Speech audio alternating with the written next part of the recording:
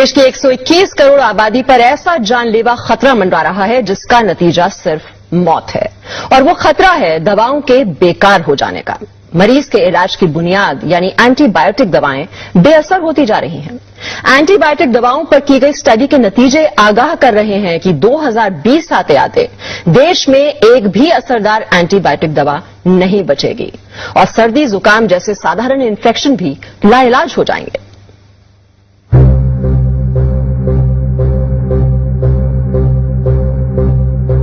देश की 121 करोड़ आबादी पर ऐसा जानलेवा खतरा मंडरा रहा है जिसका नतीजा सिर्फ मौत है, और वो खतरा है दवाओं के बेकार हो जाने का। मरीज के इलाज की बुनियाद यानी एंटीबायोटिक दवाएं बेअसर होती जा रही हैं। एंटीबायोटिक दवाओं पर की गई स्टडी के नतीजे आगाह कर रहे हैं कि 2020 आते आते देश में एक भी असरदार एंटीबायोटिक दवा नहीं बचेगी और सर्दी जुकाम जैसे साधारण इन्फेक्शन भी लाइलाज हो जाएंगे।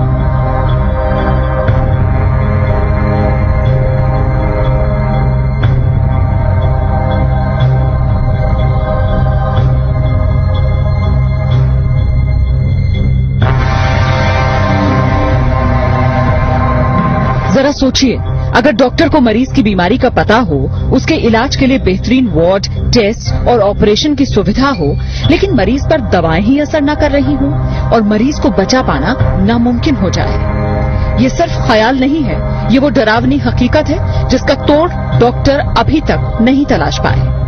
दिल्ली के एक प्राइवेट अस्पताल में हुई स्टडी के नतीजों से ये खुलासा हुआ कि कई एंटीबायोटिक दवाएं जो गंभीर बीमारियों के इलाज में इस्तेमाल की जा रही हैं, दरअसल मरीजों पर काम ही नहीं कर रही। अस्पतालों में मरीज बेमौत मरने को मजबूर हैं।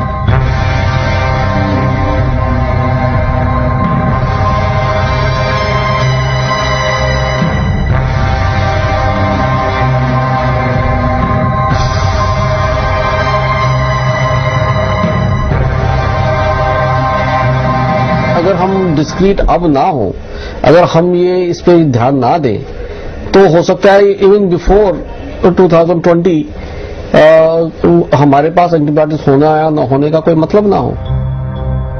77,000 से ज्यादा मरीजों पर हुई अब तक की सबसे बड़ी स्टडी में ये पाया गया कि टीबी, निमोनिया और पेट की बीमारियों में इस्तेमाल की जाने वाली कई नई एंटीबायोटिक दवाएं अब बेकार हो चुकी हैं। टीबी के इलाज के लिए दी जाने वाली दवा 2002 में तकरीबन 98% मरीजों पर काम कर रही थी, जबकि 2009 में ये सिर्फ 48% मरीजों पर ही कारगर साबित हो पाई। निमोनिया और सांस की तकलीफ के लिए दी जाने वाली एंटीबायोटिक दवा 2002 में 25% मरीजों पर काम कर रही थी, लेकिन 2009 में ये दवा महज 3% मरीजों के काम के लायक ही रह गई थी। सर्जरी कराने वाले मरीजों में होने वाले इन्फेक्शन को रोकना चुनौती बन गया है। अनुमानित आंकड़ों के मुताबिक देश के हर अस्पताल में हर हफ्ते 1 से 2 मरीजों की मौत सिर्फ इसलिए हो जाती है क्योंकि एंटीबायोटिक दवा बेकार साबित हो गई। अभी से दिक्कत होनी शुरू हो गई है। कई बार हमारे पास ऐसे मरीज आते हैं जहां कि हमारे पास कोई एंटीबायोटिक रह ही नहीं जाता है, तो हम लोगों को लगता है कि कई बार पेरिफेरल सेंटर से हमारे पास आए क्यों है, क्योंकि हमारे पास कोई दवाई नहीं रह जाती। तो कई बार लोग सेप्सिस में मारे जा रहे हैं आजकल, और ये दवाई प्रॉब्लम तो अभी से शुरू हो गई है और ये बढ़ने ही वाली है, क्योंकि जो नए एंटीबायोटिक्स हैं वो इन द होराइजन बहुत ही कम है। राजधानी के सर गंगाराम अस्पताल में 2001 से 2010 के बीच भर्ती हुए 77,000 मरीजों पर यह स्टडी की गई। अस्पताल में रहने के दौरान उन्हें जो दवाएं दी गईं, उनके आधार पर ये नतीजा सामने आया कि कई दवाएं 40% मरीजों पर तो कई 97% मरीजों पर काम नहीं कर पाई। यानी देश की 3% आबादी को छोड़ दिया जाए तो बाकी सब पर जान का खतरा मंडरा रहा है।